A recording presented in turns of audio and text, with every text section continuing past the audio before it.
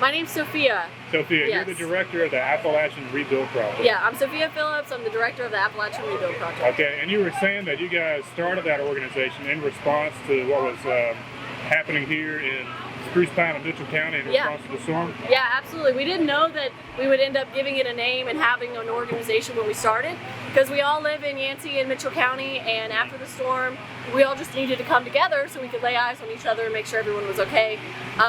Because, we didn't have communication, cell phones or anything like that. So we all came together, and then we all just wanted to start checking on the people that we knew in our community. We knew how bad things had been impacted. So this was very early on that we just started. I don't even want to say volunteering. We're started helping out in our community and doing what we can to the people that we knew. It continued to grow. We continued to get resources from folks from off the mountain that really cared about sort of what we were doing around here, and that's when we decided to go more official with it. And now we're the Appalachian Rebuild Project, and I'm the director. We have a good team of local volunteers, and we do locally based volunteer work as well as financial support for folks that need it. So when the storm hit this area of Mitchell Yancey County, what were some of the direct needs that y'all were responding to and helping people with? Immediately, the biggest problem was the isolation and communication between one another, because there were these communities within Yancey and Mitchell County that were hit so hard, but there was no way to communicate with anybody really at all unless you had a generator and a Starlink, which admittedly people in this area are not that technologically in depth. The Starlink was an uncommon thing in this area before the storm. So now we see a lot more of those now, but immediately the biggest thing was isolation from everybody else. So what we were doing with all the roads being cut off, all of our friends and family, we like dirt bikes, and we just all ride dirt bikes. So this was kind of a lawless land at the time, and that's how we got around to bring communication and immediate aid to people was on dirt bikes. Because anybody that was around here immediately after the storm, people were having to get out of areas on foot. They could not take their vehicles with them. Roads were unsurpassable. And so the dirt bikes were like this perfect combination for us to get quick supplies and also to bridge the gap in communications between this person's Meemaw, she's okay, and now we can let her know that Meemaw's been checked on, she's got water for a couple days. This was all immediately following the storm within the first week or two.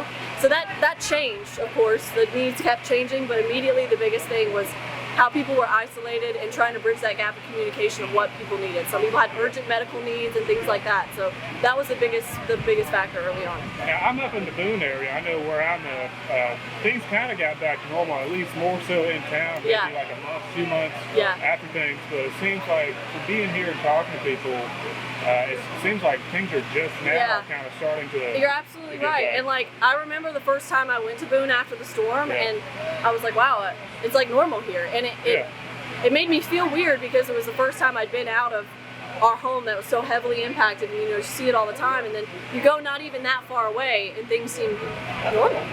We didn't even get like the McDonald's to open back up for a long time. We didn't get drinkable tap water.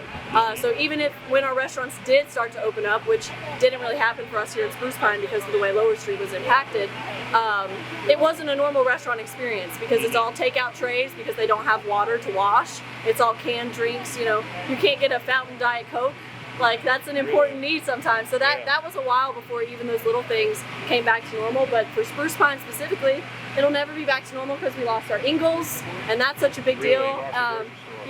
That's our main grocery store in the county, and we'll just see the lasting impacts of this forever. It'll never be normal again. What have you seen with the rebuild project? Some of the ongoing needs. It's been wonderful to be involved in helping the community in that way, but the needs are so far and wide. The ripple effects from everything are huge. There are people struggling with lack of employment because the job that they worked for may have gone under because of the storm.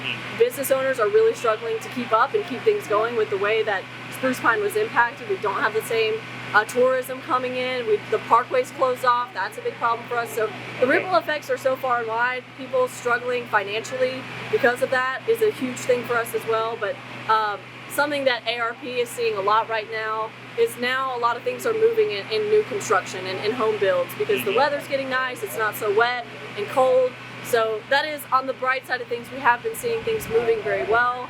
And where folks have the resources, the community has been wonderful in coming together and start getting stuff moving. But the needs are everywhere. Yeah, and what do you think of this festival? It seems to be kind of it's almost awesome. like an impromptu kind of thing. Yeah, it's awesome. Yeah. And again, just like being involved in the community, ARP doesn't necessarily have any reason to set up here, and but it's because of our connections in the community and that our community is looking out for us that we got invited to be out here today and to share some of what we're doing, sell shirts, raise funds, and just be here out with our volunteers, which is a blessing that we're able to be a part of that. And I love it. I'm excited to walk around now and go buy stuff, and it's awesome. And what are some things that ARP, I know ARP is like a separate thing as well, but what are some things the Appalachian Rebuild Project could use some help with, and how can people support y'all? The biggest thing right now that I would tell the average individual to is to please follow us on social media. I do a lot of work to keep up-to-date information about what the projects are that we're doing. That's where the majority of our donations come from and where our funding comes from. So I think it's very important to be a good steward, obviously, of other people's money. They entrust ARP to see that money go back into our communities.